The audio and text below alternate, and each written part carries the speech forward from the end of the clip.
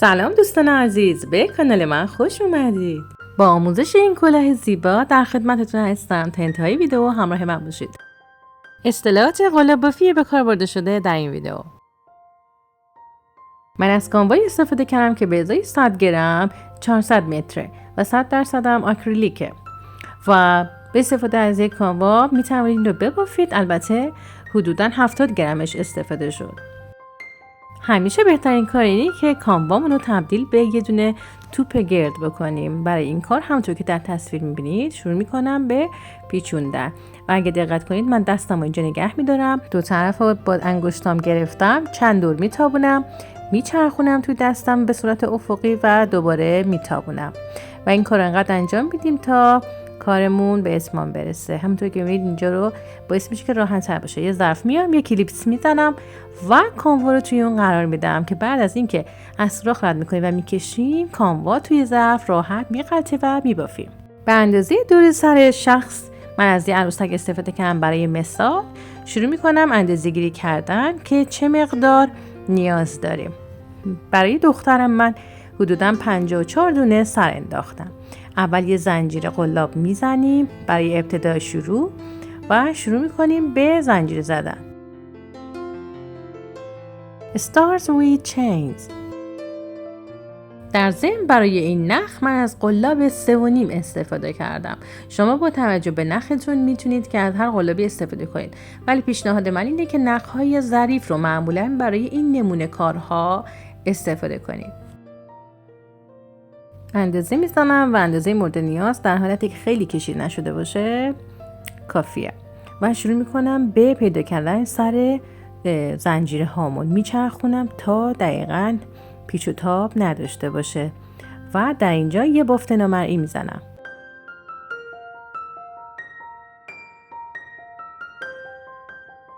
Do a slip stitch.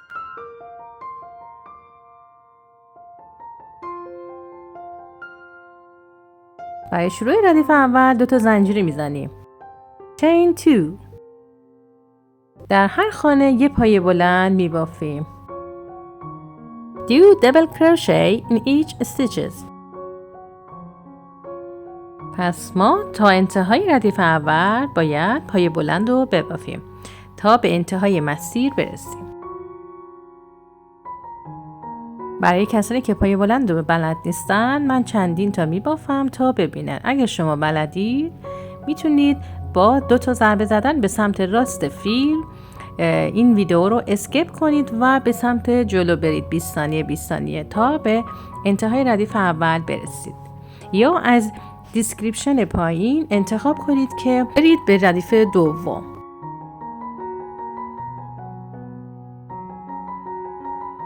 به انتهای ردیف اول رسیدم. با یه بافت نامرئی ردیف اول رو پایان میدم. Do a slip stitch.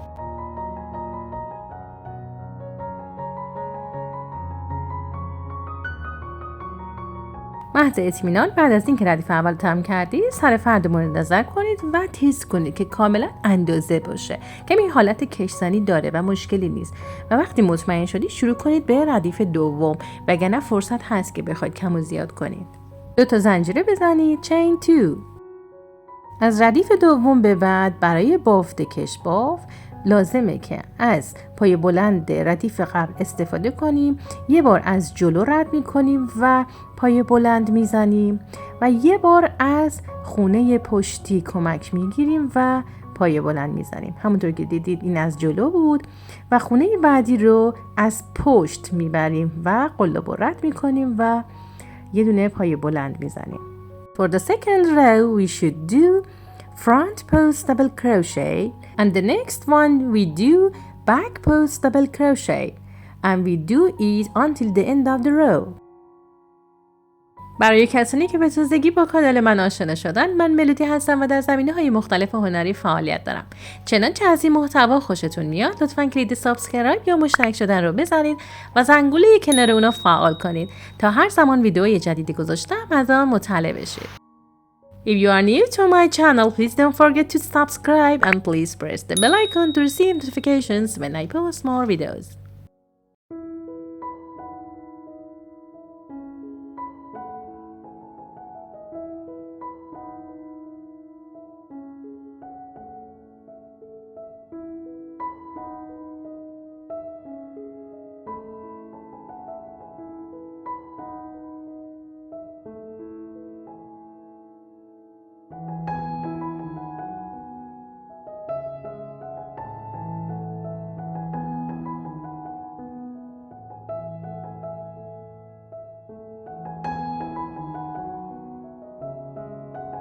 این ردیف رو تا انتها کامل میبافیم.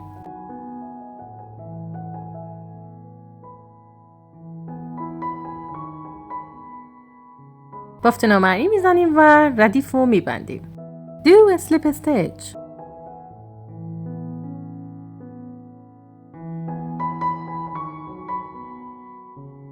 دو تا زنجیره میبافیم. Chain 2.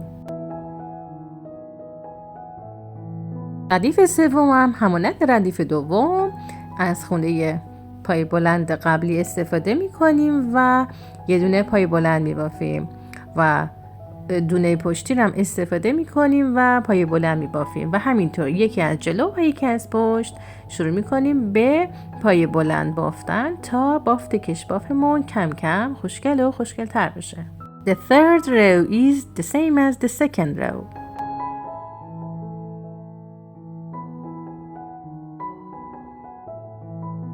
ردیف سوم هم کامل میبافیم. در انتهای هر ردیف هم بافت نامرئی میزنیم. Do a slip stitch. ردیف 4 تا 6 هم همانند ردیف 2 و 3 میبافیم. شما میتونید اینو حتی بلندتر هم بکنید ولی من پیشنهاد میدم 6 تا ردیف کافیه. The fourth row is the same as number 3. همونطور که میبینید من اون قسمتی که به پایان میرسونم و دوست دارم که بیارم برای لبه کلاه و قسمت شروع زنجیره ها رو میبرم بالا. در واقع اینجوری به نظر من خوشگل‌تر هم میشه که لبه انتهایی بافت زیباتری داره واسه یه سر کلاه. واسه همین من بافت رو کور میکنم و از قسمت بالا که زنجیره ها باشه شروع میکنم به یه زنجیره میزنم و کارو برمیگردونم که از قسمت زنجیره ها شروع کنم به ادامه بافتمون. To continue we crochet the side of the first chains. مقدار خانه ها باید رقمی از 8 باشه. اگه کم یا زیاد بود یاد میدم که چطور کم و زیاد کنیم. The number of parts should be a multiple of 8. If it's more or less, we do it at the end of this row. یه دونه زنجیره رو به حالت قلاب اول شروع میکنیم به انداختن. اینجوری خیلی راحت تر میتونیم نخ و اضافه کنیم و کیپش میکنم اندازه قطر قلاب بافتنیمون.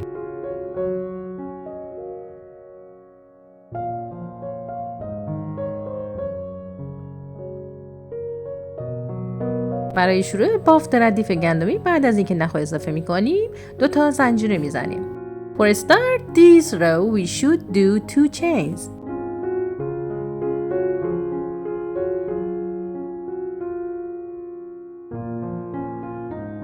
برای این ردیف توی هر کدوم از این خونه ها باید کار کنیم. خونه اول رو رد میکنیم و توی خونه خالی دوم شروع میکنیم به گندمی زدن. نخ روی قلاب میگذارم، از خانه رد میکنم، میارم بالا، دوباره نخ روی قلاب میذارم و این کار رو 5 بار تکرار میکنم که در مجموع که یک گندمی تشکیل بشه.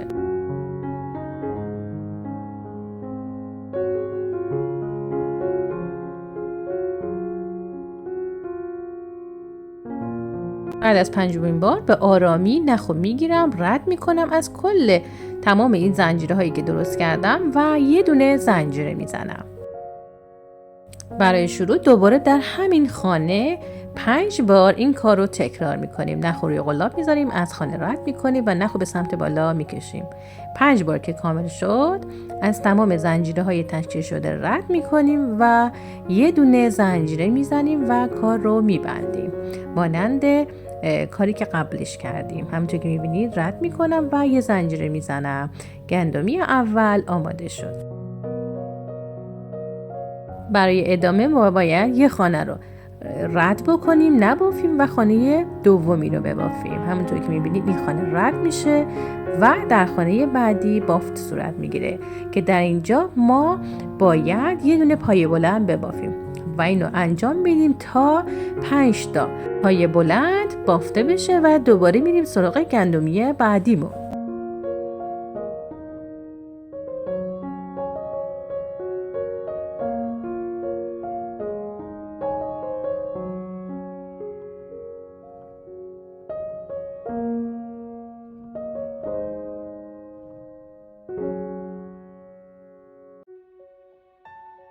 5 تا پای بلندمون کامل شد. حالا یه دونه خونه رو رد میکنیم، نمیبافیم و در خانه بعدی میایم اون گندمیمون رو تکرار میکنیم و 5 بار نخ میندازیم و میکشیم و یه زنجیره میزنیم که گندمی رو ببندیم و دوباره شروع میکنیم به دومین گندمی، همونطور که در تصویر میبینید.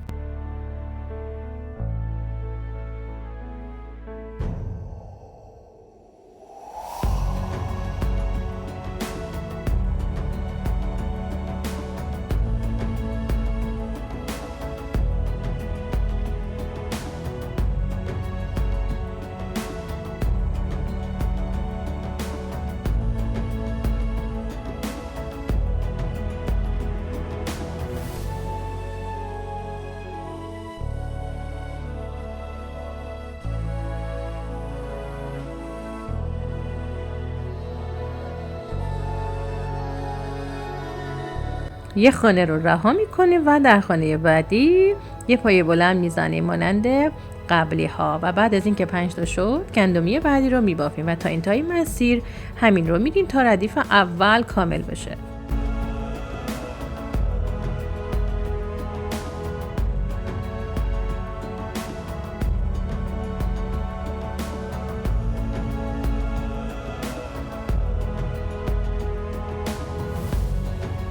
همونطور که گفتم اگر شما این مرحله رو بلد هستید میتونید 2 تا ضربه در قسمت راز فیلم بزنید تا فیلم 20 ثانیه به سمت جلوتر بره. هر چند تا که بزنید 20 ثانیه جلوتر میره و حوصلتون سر نمیره. این کار رو من تکرار میکنم برای کسانی که هیچی از قلاب بافی نمیدونن.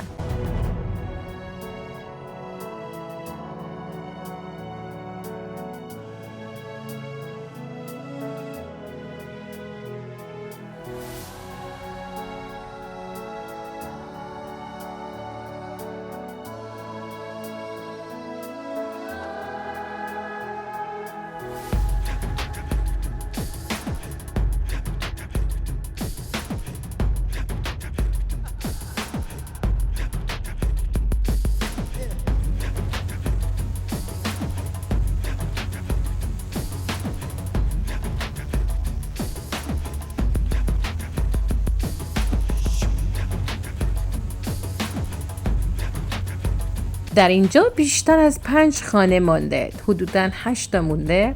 من شروع میکنم به کاهش دادن، یعنی هر 2 خانه رو همونطور که در تصویر میبینید شروع میکنم 2 تا یکی میکنم تا یه پای بلند بده تا در آخر 5 تا پای بلند باقی بمونه. اگر کمتر از 5 تا عمود اشکالی نداره، توی خانه میتونیم 2 بار پای بلند ببافیم تا به 5 برسیم.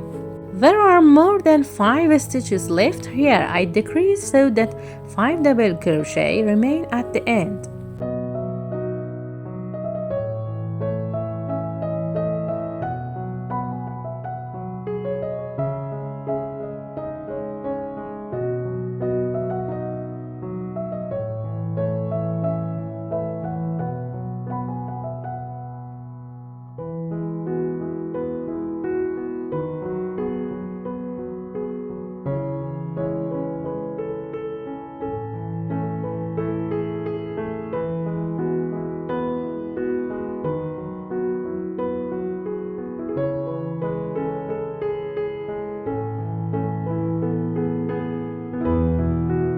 این ردیف هم مانند ردیف‌های پیشین با بافت نمری به پایان میرسونیم.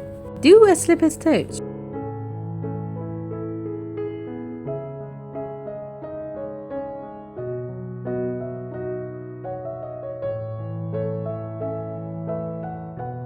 برای شروع ردیف بعد 2 تا زنجیره میزنیم. Do 2 chains.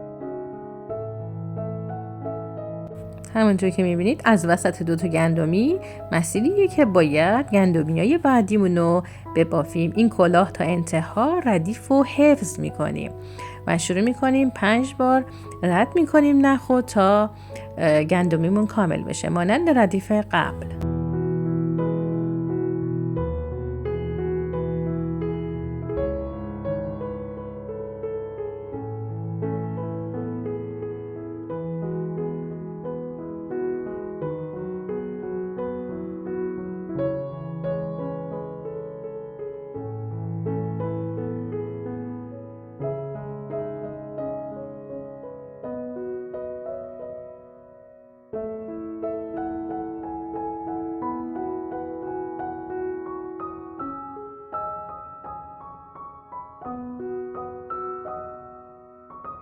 اما در اینجا برای پای بلند از پای بلند برجسته از پشت استفاده می کنیم که قلاب رو از پشت این پای بلند رد می کنیم و نخو می کشیم و می بافیم. Do 5 back post double crochet in next 5 stitches.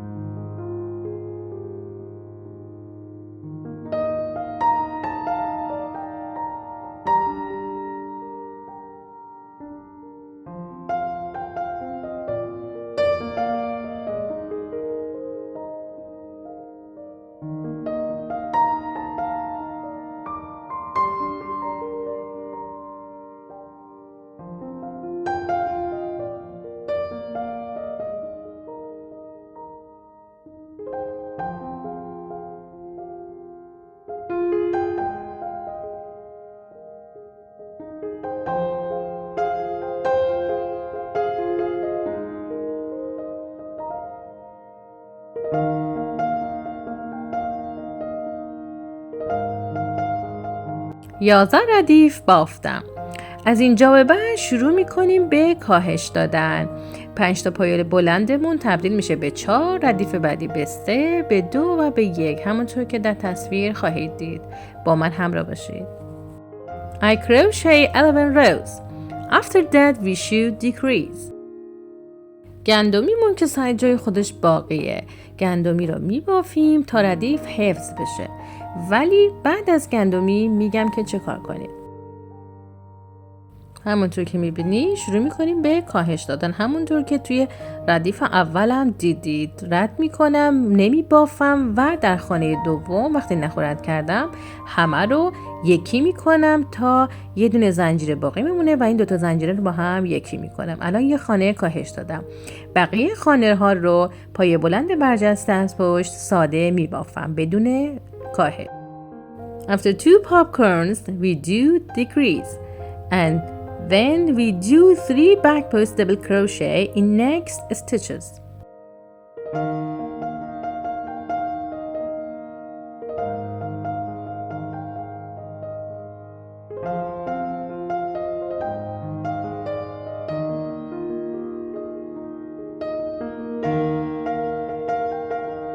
و دوباره گندمیمون رو میبافیم و هیچ ازش کم نمیشه و دوباره شروع میکنیم به کاهش دادن که رد میکنم، نمیبافم و خانه بعدی رو میگیرم، 4 تا رو یکی میکنم و 2 تا رو یکی میکنم، میشه کاهش. و بقیه رو هم شروع میکنم پای بلند برجسته از پشت همونطور ساده میبافم.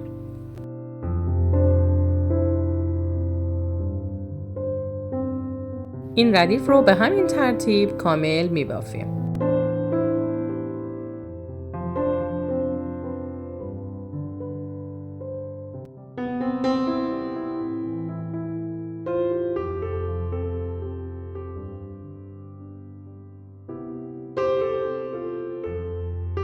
طبق معمول با بافت نامرئی ردیف رو میبندیم. Do a slip stitch and then 2 chain for the next row.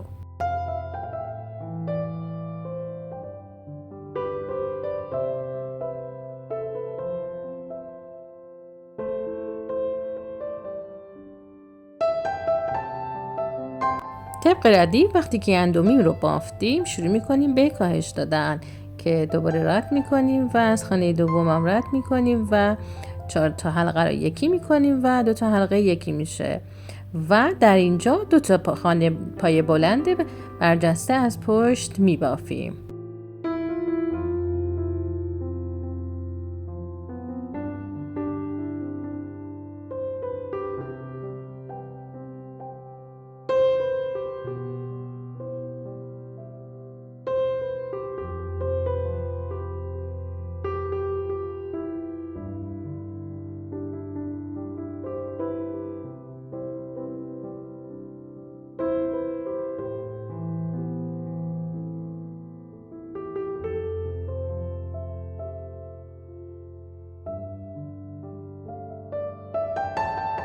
تو ردیف 14 همونطور که میبینید 2 تا خانه مونده که این 2 تا خانه رو ما کاهش میدیم و همونطور که میبینید مانند قبل شروع میکنیم به کاهش دادن.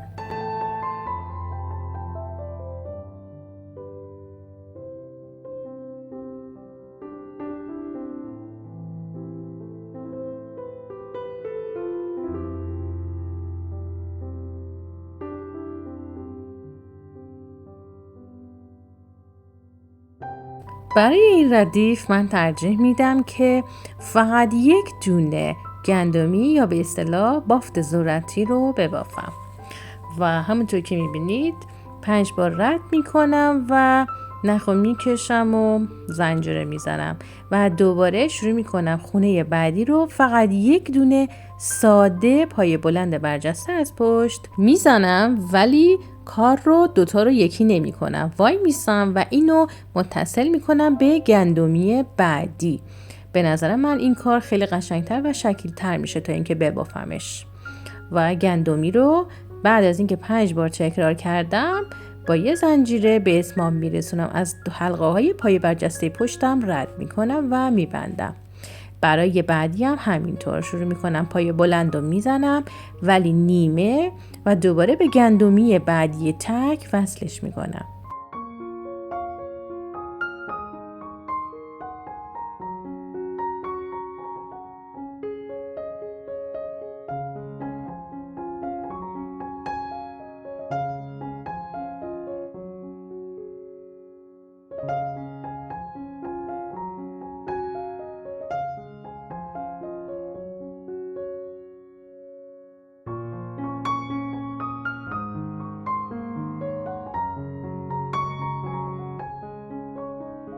دونه پای بلند آخری رو هم همونطور که میبینید میکشم، 2 تا رو یکی میکنم ولی این 2 تا زنجیره رو نمیبندم و با یه دونه بافت نامرئی شروع میکنم که این ردیف هم به پایان میرسونم.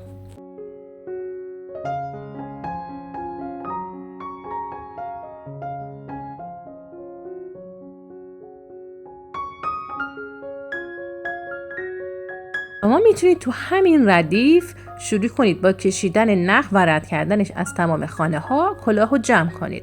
ولی اگه مثل من دوست داشتید زمانی از منگوله استفاده نکنید، میتونید که این کاری که میکنم رو انجام بدید. 2 تا زنجیره بزنید و تو این خونه‌ای که میبینید شروع کنید یه دونه از این پای ذرتی یا گندمی ببافید.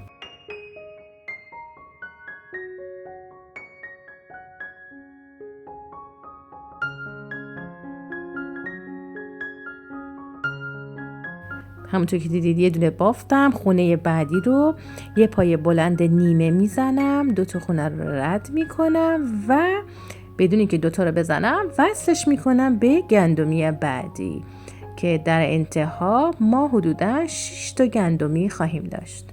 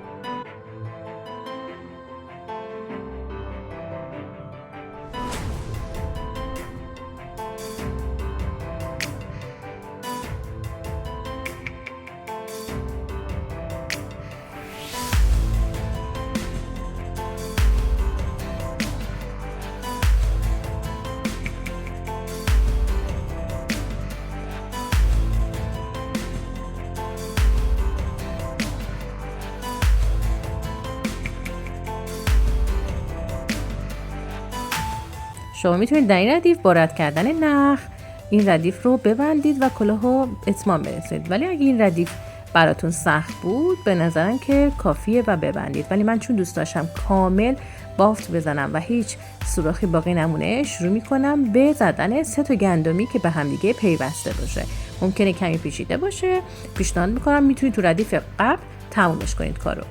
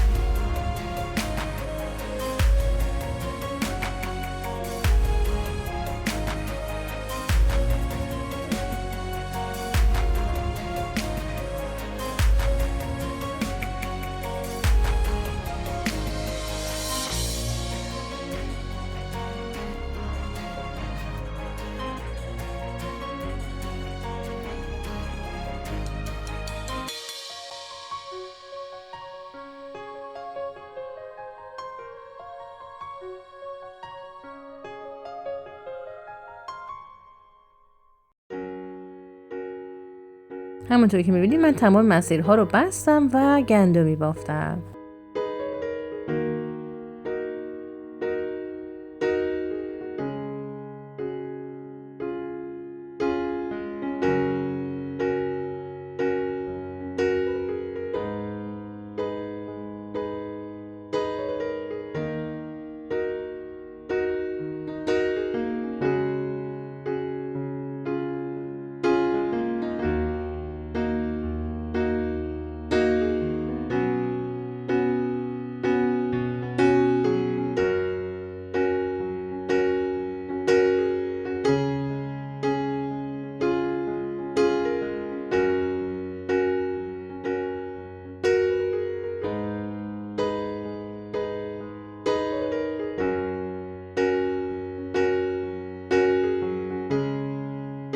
برای کور کردن نخ این قسمت من سعی میکنم این قسمت ها رو به هم متصل تر کنم تا حالت شبکه‌ای و طولی که این بالا داره منسجم تر بشه و پوشیده تر بشه. یک ویدیو مجزا برای پوم پوم دارم، اونو میتونید در پلیلیست قلاب بافی من ببینید. دوخت ما به پایان رسید، منگوله آماده شد. با اون کشی که آموزش دادم در اون ویدیو میتونیم راحت کش رو رد کنیم. از این طرف به دکمه‌ای که در قسمت زیرین کلاه دوختیم وصلش کنیم. هر زمان که بخواید میتونید این منگوله رو بذارید یا برش دارید. ممنونم که تا انتهای ویدیو همراه من بودید. امیدوارم در ویدیوهای بعدی شما رو ببینم. خدا نگهدار. Thanks for watching. I hope to see you in the next video. Love you. Bye bye.